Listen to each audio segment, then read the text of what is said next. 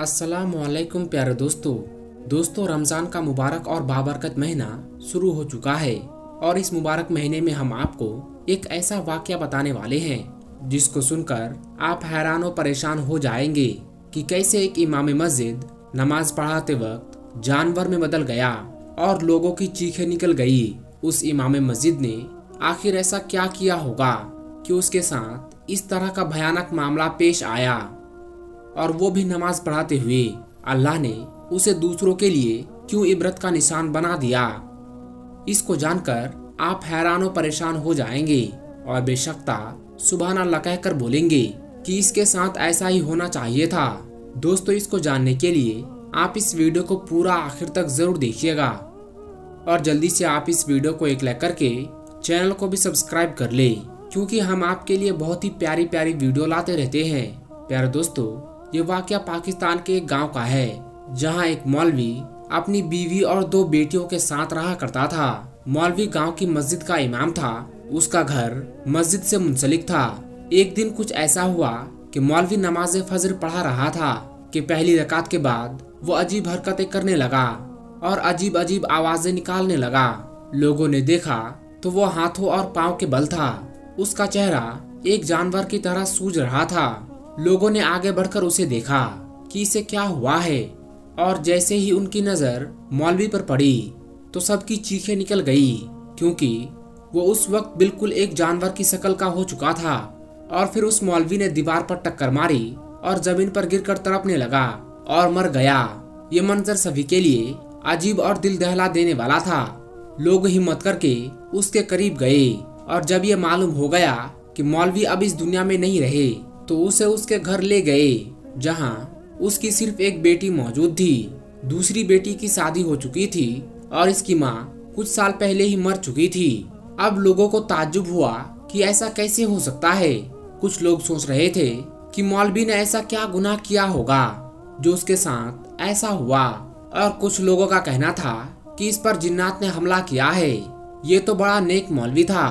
कुछ का ये भी कहना था कि इस पर काले इल्म का वार किया गया है। मौलवी मरने के बाद अपनी शक्ल में वापस आ चुका था, लेकिन फिर भी सबको उसके चेहरे से घिन आ रही थी। बहरहाल उसको गुस्ल दिया गया और कब्रिस्तान ले गए। लेकिन दोस्तों, वहाँ भी एक और अजीब वाकया पेश आया। जब मौलवी को कब्र में उतारने लगे तो कब्र से एक बहुत बड़ा सांप निकल आया, जिसे देखकर सब लोग डर गए और बहुत कोशिश की गई, लेकिन सांप को नहीं हटा पाए। सांप अपनी जगह नहीं छोड़ रहा था। इसके बाद फैसला किया गया कि दूसरी कब्र खोदी जाए। जब दूसरी कब्र खोदी गई तो मौलवी को कब्र में उतारते वक्त वो सांप फिर से उस कब्र में नामुदार हुआ और कुंडली मारकर बैठ गया। अब सब लोग हैरान और परेशान हो चुके थे। गांव के बड़े बूढ़े समझदार लोग भी वहां मौजूद थे। उन्हें समझ आ गया कि ये इत्तेफाक नहीं है, बल्कि ये मामला तो कुछ और ही है। एक बुजुर्ग ने कहा, आखिर इससे ऐसा कौन सा गुनाह हुआ है कि अल्लाह ताला इससे सख्त नाराज है। ये क्या वजह हो सकती है। और सारे गांव वाले तौबा इस्तगफार करने लगे कि इस नेक आदमी से क्या गुनाह सरजद हुआ होगा जो इसे जमीन जगह नहीं दे रही है। बुजुर्ग कहने लगे कि सब लोग इसे माफ कर दे, तहे दिल से माफ कर दे। क्या पता जाने अनजाने में इससे ऐसी खता हो गई हो जिसकी सजा इसको दी जा रही है। बुजुर्ग ने सोचा कि घर वालों से भी कहना चाहिए कि इसे माफ कर दे। शायद इसने किसी घर वालों का दिल दुखाया होगा। हालांकि ये शख्स इमाम मस्जिद था और नमाज रोजों का हमेशा पाबंद पाया गया। सभी गांव वाले ताज्जुब का शिकार हो गए कि आखिर मामला क्या है। कुछ बुजुर्ग इसकी बेटियों के पास गए और सारा मामला बताया और ये भी बताया कि उसकी मौत कैसे हुई।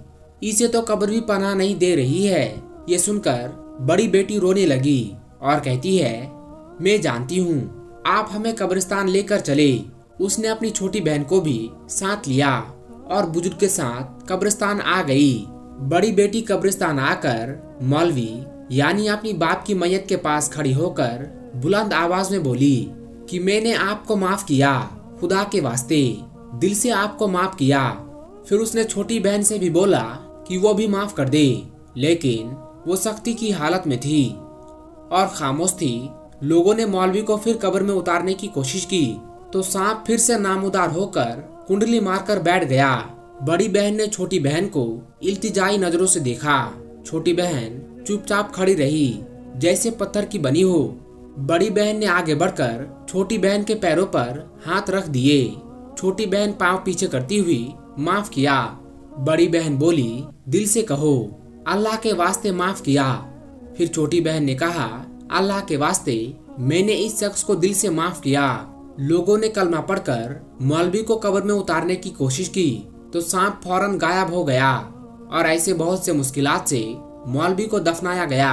सारे गांव वाले तौबा इस्तगफार करते रहे और जब मामला खुला तो सबकी आंखें हैरत से बाहर आ गई कि जिसके पीछे हम नमाज अदा कर रहे थे वो इस कदर गंदा शख्स था। बात ये खुली कि मौलवी रात को शराब पीता था और सालों से इसकी ये आदत थी। जब इसकी बीवी मर गई तो इसने शराब के नशे में अपनी बड़ी बेटी को हवस का निशाना बनाना शुरू किया।